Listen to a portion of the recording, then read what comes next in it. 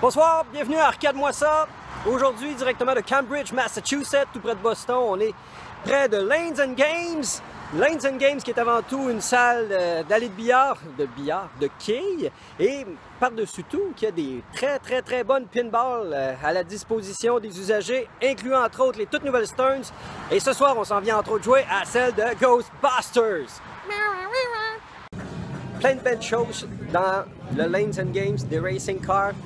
Une coupe d'arcade quand même haut de gamme, intéressante, mais ce qu'on aime surtout, c'est le méga line-up de Stern Pinball. Alors qu'est-ce qu'on a? On a la Walking Dead que j'ai très hâte d'essayer, la Kiss, très hâte d'essayer, et CDC que je connais bien, la Tron que je veux rejouer parce que c'est dans mes thèmes préférés, Iron Man, Spider-Man, Star Trek et Game of Thrones, Ghostbusters. J'ai l'intention de dépenser beaucoup de petits jetons dans ces machines-là ce soir. Et je vais vous donner mon verdict par la suite de mon appréciation. A plus! Après 2 games sur la Kiss, j'ai réussi à faire un 54 millions. J'ai eu 2 multiballs, j'ai eu le Demon Multiball et le Love Gun Multiball. Somme toute, c'est le game qui en donne beaucoup, évidemment. Si on est un fan de Kiss, ça aide énormément. J'ai joué sur Detroit Rock City. J'ai adoré le multiball de Love Gun. Et je trouve que ce toy-là, il est peut-être pas assez utilisé parce qu'il faut le frapper 5 fois avant d'activer le lock. Et à chaque fois qu'on l'active, la balle ressort tout de suite. J'aurais aimé quelque chose, un feedback un peu plus satisfaisant de la tête de Jing.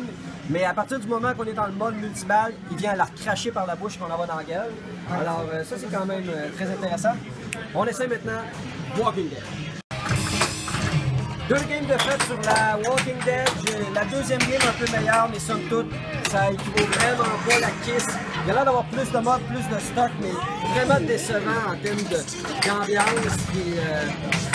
Non, franchement, c'est dommage parce que ça paraît vraiment, ils n'ont pas eu les droits d'utiliser les personnages de la série, donc tout est basé uniquement sur des zombies, et ça rend le truc extrêmement limité parce que j'ai lu énormément la BD, c'est les persos qui font le Walking Dead, puis la série aussi, donc c'est vraiment, pour ma part, donc c'est pas une très intéressante machine.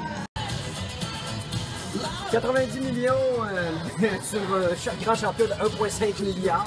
Donc 90 millions que je viens de faire à la Ghostbusters après 2 games. La deuxième game, bien meilleure. J'ai réussi à avoir le multiball. Formidable game, franchement. Il y a des shots un peu trop serrés à mon goût. Le visuel, beaucoup de mélange de couleurs qui des fois font en sorte que c'est étourdissant. Mais j'aime bien le fait que tu as 2 drop targets qui lèvent ici dans le mode Scarlet Brothers.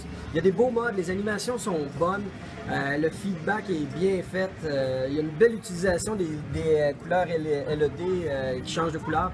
Franchement, là, ils ont vraiment réussi leur coup avec cette machine-là. Il n'y a pas à dire. Pas beaucoup de faiblesse, là. Franchement, là, ça tient la route. Allez, Game of Thrones pour Alain, moi je vais sur la Tron. Donc après 2 games, la première est un peu meilleure que l'autre. C'est tout qu'un choc de passer de la Ghostbuster à la Tron, parce que la Tron, il y a beaucoup de shots plus wide, plus facile à faire, c'est beaucoup moins chargé, ça respire, là. Tu vois qu'il y a de la place pour... Il aurait pu en mettre plus. C'est un peu dommage, là, on voit qu'avec la Ghostbuster, ils se sont donné un peu plus. Je tiens à mentionner que le propriétaire, il a mis le backglass alternatif avec les filles, alors ça, c'est une très belle attention, c'est gentil de sa part. Puis il a mis aussi la modification de la petite arcade avec le visuel intégré qui change à mesure. Ça aussi, j'aime beaucoup. Musicalement, c'est sûr, je suis un super gros fan de Daft Punk, je suis un fan de Tron, donc ça m'aide beaucoup à me vendre, mais je suis tellement surpris encore à chaque fois de me rendre compte comment la disposition du playfield, entre autres, ça ici, c'est tellement funhouse. Même chose ici, pour avoir une funhouse, là, je reconnais quand même, mais j'aime pas le thème de la funhouse, j'aime le thème de la Tron, donc c'est le meilleur des 2 mondes. Ça reste une machine qui... j'aimerais beaucoup en avoir une, mais on reste sur notre fin. Il y aurait pu en mettre une petite couche de plus, là. Alors, après 2 games sur la Game of Thrones avec un score de 110 millions, première des constatations, le propriétaire de la place ne veut pas qu'on fasse des extras, qu'on ait des parties gratuites parce que les scores à atteindre pour une partie gratuite sont tout simplement faramineux. Il faut faire à peu près 2 milliards. Il faut faire 2 milliards pour une partie gratuite, puis j'ai fait 110 millions, puis j'ai eu une bonne game. Bon, bref, rapidement, il y a beaucoup de faiblesses. Premièrement, la machine penche un peu à droite et ça aide pas du tout parce que les ouvertures ici sont tout simplement immenses. On perd constamment la bille par la droite et la gauche. Après ça, le spinner ici est un peu orienté vers l'avant et la bille va mal dans la rampe. Donc ça, c'est des faits qui sont associés plus à l'environnement actuel, mais même la machine C'est sensiblement juste une machine de corridor avec 2 rampes, quand même assez difficile à faire, il faut les poigner parfaitement parce qu'ils montent très très haut. Il y a un bash toy ici, il y a un truc à frapper qui est extrêmement décevant à frapper. J'ai eu le multiballe à 3 billes de la famille Baratheon et puis il n'y avait aucune musique, c'était tellement décevant et plate comme multiballe, j'avais jamais vu ça. Visuellement, je ne suis pas attiré non plus tant que ça par la machine. Peut-être qu'ils n'ont pas eu les droits d'utiliser justement les visages de personnages du film, donc c'est correct sans plus. C'est une espèce de mélange, en tout cas, ils voulaient peut-être un peu faire Medieval Madness, mais c'est pas complètement réussi. C'est sûr qu'être un fan de Game of Thrones, sûrement que je l'aimerais plus, mais pour ma part, c'est une des machines les plus décevantes que j'ai joué ici. Donc si je fais rapidement un top 5, facilement la Ghostbuster en top 1. La Kiss en top 2, bon, ça n'aide pas que je sois un fan, je suis peut-être vendu un peu, mais bref, musicalement, elle offre beaucoup, même si la game n'est pas la plus profonde.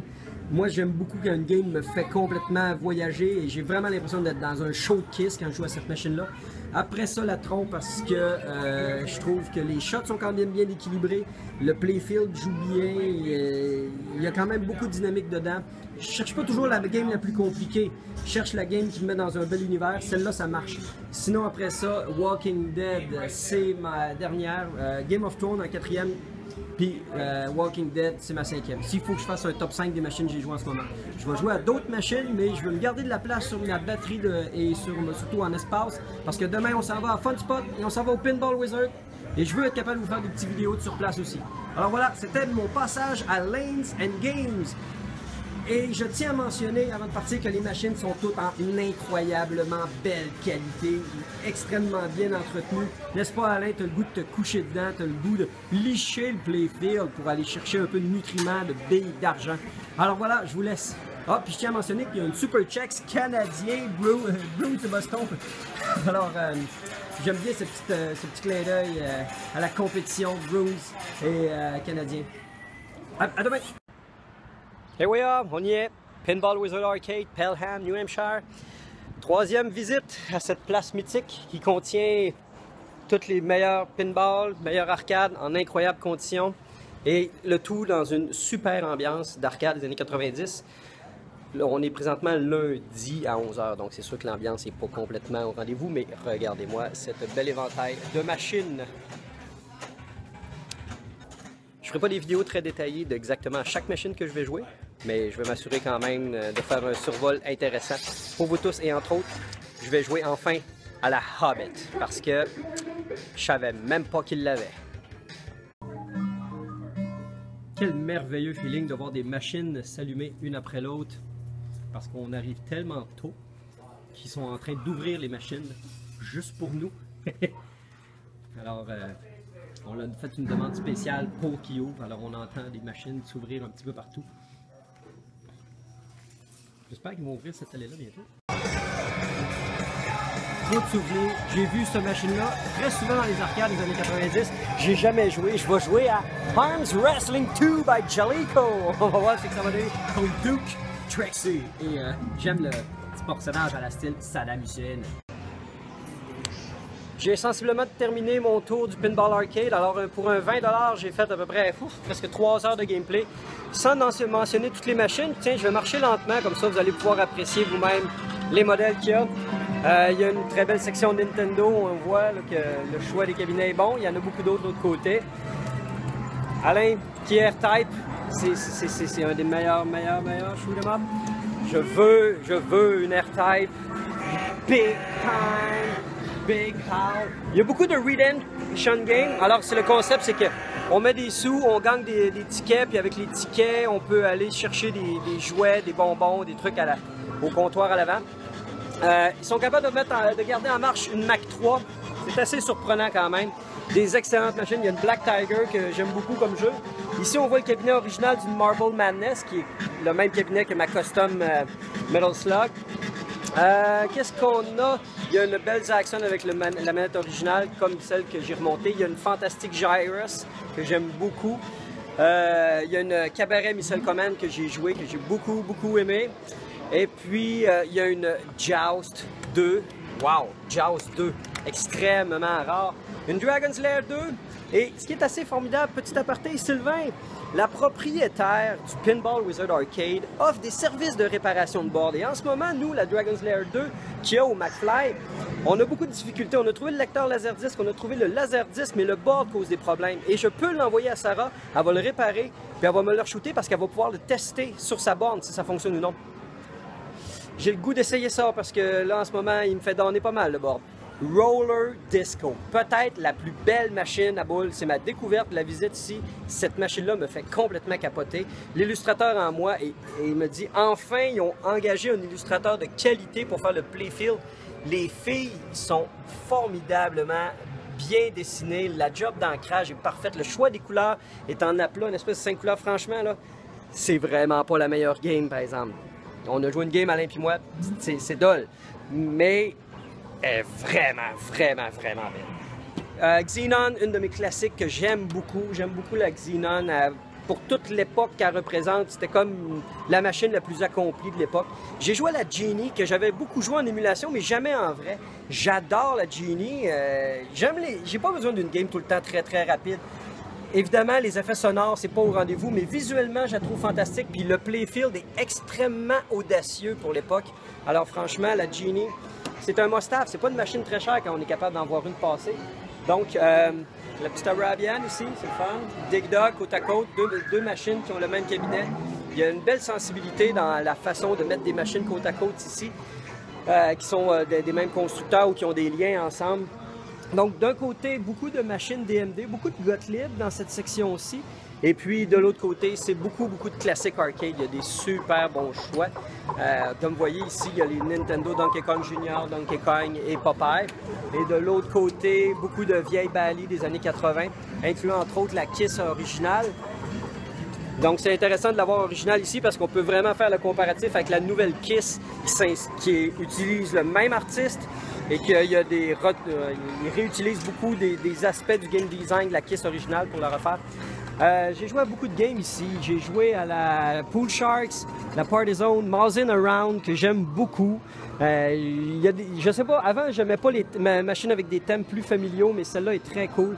Transporter the Rescue, game très rare, pas la meilleure game, mais il y a des trucs de plastoche qui prennent la place, mais elle est cool, je l'aime quand même pas mal.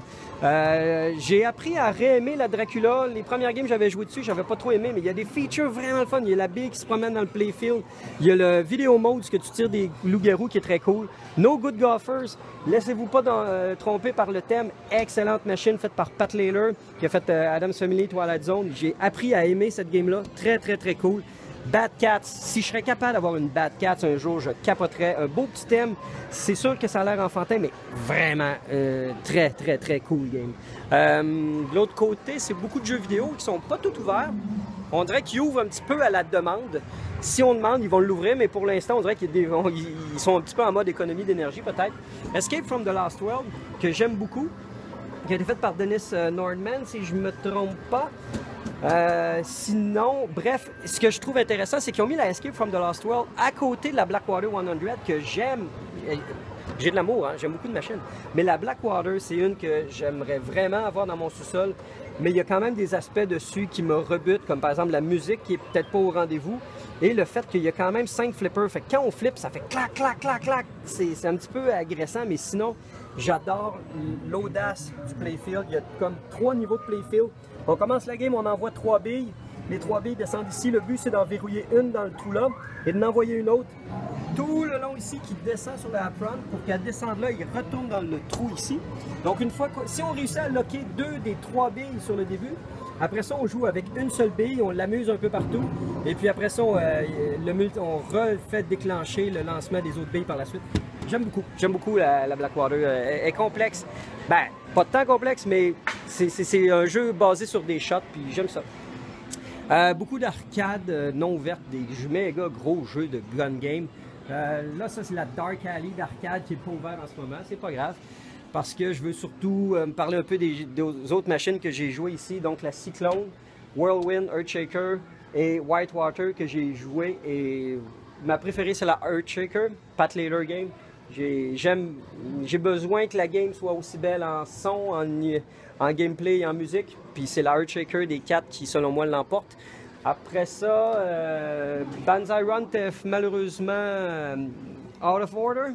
J'aurais joué une coupe de game de Banzai Run parce que j'aime beaucoup Banzai Run, même si je trouve pas qu'elle vaut le prix qu'elle a demandé maintenant. Autre belle découverte, Police Force. Un autre game de Python Angelo. J'aime les games de Python Angelo. Je peux pas faire autrement. Il y a de la folie, il y a de l'humour, il y a de la musique. Tu nous amènes à un autre monde. Fait que là, t'es la police guépard et lion qui doit arrêter le croc, le rat. Très, très, très cool game. J'ai joué un peu à la Theater of Magic pour me rappeler un petit peu du temps que j'avais la mienne. Alors, petit moment nostalgie. Indiana Jones a viré out of order pendant qu'Alain jouait. J'ai pas joué à la Funhouse, je ressentais pas le besoin, ni la Medieval Madness. Je me disais, t'as pas joué à Medieval Madness? Non! Je voulais essayer d'autres games. Et j'ai été surpris énormément par la Transformer. J'aime pas du tout le visuel. C'est hyper ultra trop chargé. Mais le positionnement des shots est vraiment tight, parfait. Tu vois que c'est une game de George Gomez qui a fait Lord of the Rings, qui a fait Monster Bash. La game est très cool, même si visuellement, j'aurais juste envie de tout mettre ça au visuel de la série des années 80. Bref, une belle surprise. Autre grosse surprise, la NASCAR. NASCAR, j'ai été, Alain puis moi aussi, on a fait, c'est pas notre thème préféré, mais il y a des très bonnes affaires dans la NASCAR. Elle a été faite par Pat Layler. Donc, Pat Layler, faut pas se dire, il fait des sure hits à chaque fois. La Kiss, que j'ai rejoué un petit peu. Pirates des Caraïbes, que j'aime beaucoup. Si je serais capable d'avoir une Pirate des Caraïbes, un prix honnête, j'adorerais ça. Dennis Nordman, il a fait une job incroyablement merveilleuse là-dessus. Lord of the Rings. Walking Dead, OK. Je reprends un peu ce que j'ai dit hier. J'ai joué à la Walking Dead, vraiment plus en profondeur. Si la version est là, il y a des bonnes affaires. Il y a vraiment... C'est juste visuellement, je trouve... Il faut que tu aimes le gore, là, parce qu'il y a quand même du splat de blood partout. Mais c'est l'audio. C'est l'audio qui vient pas me chercher. Puis moi, c'est important. J'ai rejoué ici aussi à la Tron. Oui, j'aime la Tron. Autre belle surprise, la Mustang. Il y a des très bonnes choses dans la Mustang, mais je suis vraiment pas assez un fan de Mustang pour en vouloir une. Mais bref, la Mustang, il y a des bonnes choses. Et puis, j'ai joué à la Hercule. C'est la deuxième Hercule que je joue dans ma vie. Puis, la game est toujours aussi lente. Mais c'est correct. Au moins, ils sont arrangés qu'il y a des shots partout. Partout où tu vises, il se passe un peu quelque chose. C'est juste que c'est tough. Juste avoir la balle, ces flippers, là. Oh. Il y avait des bugs avec la Wizard of Oz puis un flipper. Fait que j'ai préféré pas trop perdre mon temps là-dessus puis jouer sur la Hobbit à la place. J'ai joué beaucoup à la High School Beer, voir si elle jouait comme la mienne. J'ai fait un high score de 13 000 points. Alors, c'est presque le high score que je fais à la maison, donc je suis content. Puis bon, encore une fois, il faut que je retire un petit peu ce que j'ai dit. La Game of Thrones, hier, j'ai joué à la version Pro. Ça, c'est la version Premium. Regardez, il manquait la version Premium, un immense mini playfield. Ça a l'air drôle à dire, immense mini playfield, avec beaucoup de features, il y a beaucoup de choses dedans. Et visuellement, ça l'équilibre le tout, ça la rend franchement extrêmement intéressante. Ça reste que, bon, je connais pas Game of Thrones, mais je suis sûr qu'à écouter la série, le thème deviendrait plus intéressant pour moi. Mais bref, la Game of Thrones, il n'y a aucun doute que si vous voulez acheter cette machine-là, achetez la version LE ou Premium, parce que la version Pro, ils ont vraiment trop coupé là, dans les features. La Hobbit, et je finis avec la Hobbit. La Hobbit est extraordinaire à plein de points de vue, ne serait-ce l'audio, le son. Ils ont vraiment mis un système de son de la mort là-dedans, ça sonne comme une tonne de briques. Très gros playfield, mais il y a quand même des shots qui sortent du playfield qui font en sorte que il y a tout le temps de quoi à shooter d'intéressant qui change à chaque fois qu'on habille sur les flippers. J'avais hâte d'y jouer, je suis hésitant à savoir si je la préfère à la Wizard of Oz ou non. J'ai tendance encore à préférer la Wizard of Oz parce que c'est gros, c'est wide, là. Il y a vraiment de la place. Là. Puis, il y a un défaut quand même majeur, c'est qu'ils ont développé un système de drop target spécialement pour cette machine-là. Et puis, ça fait en sorte qu'il est très défaillant et il y a des drop targets qui ne descendent pas. Et en n'étant pas capable de frapper ces drop targets-là, tu peux pas avoir le multiball de Smog, qui est quand même la feature la plus importante de la game. Fait que c'est dur pour moi de vraiment mettre une évaluation claire sur la game parce que j'ai pas été capable d'avoir le multiball à cause des drop targets. C'est quand même resté sur son appétit. Je trouve ça plate, mais tu vois qu'ils ont fait une méchante bonne job. Visuellement, encore une fois, les montages vidéo, c'est de la job. Il y a beaucoup de monde qui disent « Ah, il n'y a pas encore de LCD. » moi, là, quand je vois la job qui a été mise là-dedans, je peux comprendre pourquoi il n'y a pas encore d'LCD dans les machines de Stern. Jersey Jack le font, mais ça a été long, là. Ça coûte cher, puis tu la regardes pas l'écran, tu le vois pas là, pendant que tu joues. Ça fait que c'est comme Love and Hate. C'est magnifique ce qu'on fait comme job, mais je trouve pas que c'est parfaitement, absolument essentiel pour apprécier la game. J'aurais préféré à la place qu'ils développent un système de drop target infaillible. Vous comprenez ce que je veux dire? Alors voilà, ça termine pas mal le tour de mon Pinball Wizard Arcade. On a été ici vraiment plus longtemps que prévu et ça fait en sorte qu'on n'ira pas au Fun Spot. On va plus profiter un petit peu le fait de rentrer plus tôt à la maison. Parce que je dirais que ma run au Pinball Wizard est extrêmement satisfaisante. Pour une troisième visite, j'ai parlé aussi un peu plus avec les techs de la place, avec les employés. Puis c'est vraiment un endroit extraordinaire que je recommande à tous. Sur ce, à la prochaine!